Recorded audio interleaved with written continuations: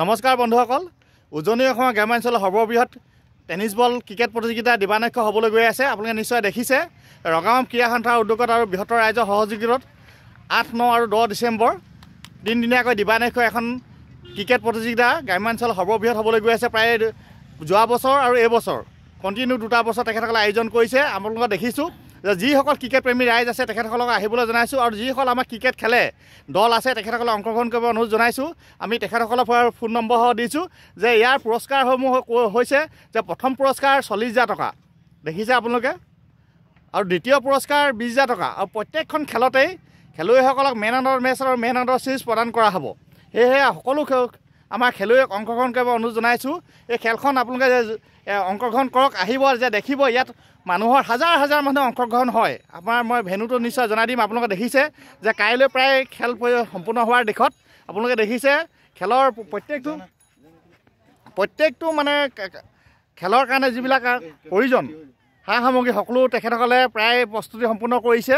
আপোনালোকে যদি আহে দেখিব ৰাজগড়ৰ ফালৰ পৰা আহিলে প্ৰায় 6 কিলোমিটাৰ আঁতৰত ৰঙাপমত এটা জেগা আছে। ৰাজগড়ৰ পৰা আমাৰ কাকতিবাহী ভজু যিটো ৰোড যায় ইয়াতে পাব। আপোনালোকে দেখিছে একেবাৰে ৰাস্তাৰ কাষতে, কোনো নতুনকৈ অহা দলৰ কোনো অসুবিধা নাই। আপোনালোকে অংশগ্ৰহণ কৰিবলৈ আহিব। যিহেতু এখন খেলৰ এটা মাদকতাই বেলেগ আৰু সুকীয়া, হাজাৰ হাজাৰ মানুহ অংশগ্ৰহণ হয়, প্ৰায় 188 দল ইয়াত অংশগ্ৰহণ কৰে। সেয়েহে সকলো ক্ৰিকেট প্ৰেমী ৰাইজক আহিবলৈ অনুৰোধ জনাইছোঁ, আৰু প্ৰতিযোগী দলক অংশগ্ৰহণ কৰিব অনুৰোধ জনাইছোঁ। আমাৰ বিষয়ববীয়া আছে আমাৰ খেল পৰিচালনা কৰাৰ আমাৰ সন্মানীয় দিব গগৈ ডাঙৰীয়া। গগৈ ডাঙৰীয়া নমস্কাৰ। আপোনালোকে এখন ইমান ধুনীয়া এখন খেল আয়োজন কৰিছে, যোৱা বছৰ দৰে এইবছৰো আপুনি নিশ্চয় খেলৰ সংক্ৰান্তত দুআষাৰ ক'ব বুলি আশা ৰাখিল। ৰগাম ক্ৰীড়া সন্থা উদ্যোগত আৰু সমূহ স্থানীয় ৰাইজৰ সহযোগত আমি দ্বিতীয় বাৰ্ষিক আমাৰ টেনিছ ক্ৰিকেট প্ৰতিযোগিতাখন আমি এইবাৰ পুনৰ অনুষ্ঠিত কৰিছোঁ।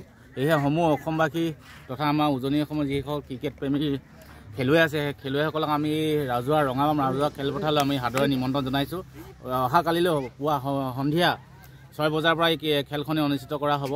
সেয়েহে যিসকল দলসমূহ এতিয়াও আমাৰ লগত যোগাযোগ কৰিছে, ইতিমধ্যে আমাৰ নাম পঞ্জীয়ন হৈছে, আৰু যিসকল দল এতিয়া নামভৰ্তি কৰা নাই সেইসকল আমি দলক ইতিমধ্যে আমাৰ যিসকল ইতিমধ্যে আমাৰ প্ৰচাৰ মাধ্যমৰ যোগেদি আপোনালোকৰ মাধ্যমৰ যোগেদি আমাৰ অনুৰোধ জনাইছোঁ যে ইতিমধ্যে আমাক যোগাযোগ কৰিবৰ কাৰণে। আৰু অহা কালিৰ পৰা 3 দিনীয়াকৈ 8, 9 আৰু 10 ডিচেম্বৰ তাৰিখে আমাৰ এই খেলপথাৰতে এই খেলখন অনুষ্ঠিত কৰা হ'ব।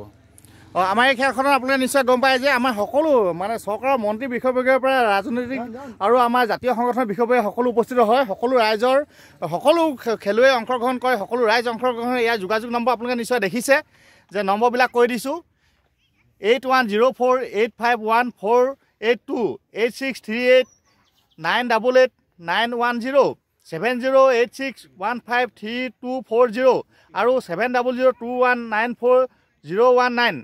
সকলো ৰাইজক আহিবৰ বাবে অংশগ্ৰহণ কৰিলোঁ।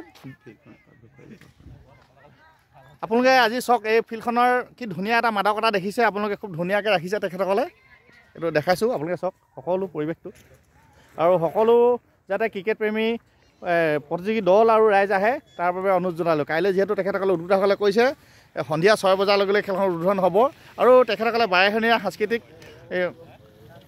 এটা দল পৰিৱেশন কৰিছে তেখেতসকলে, যে তেখেতসকলে অন্যান্য কাৰ্যসূচীও লৈছে, তাতো অংশগ্ৰহণ কৰিবলৈ আপোনালোকক অনুৰোধ জনালোঁ।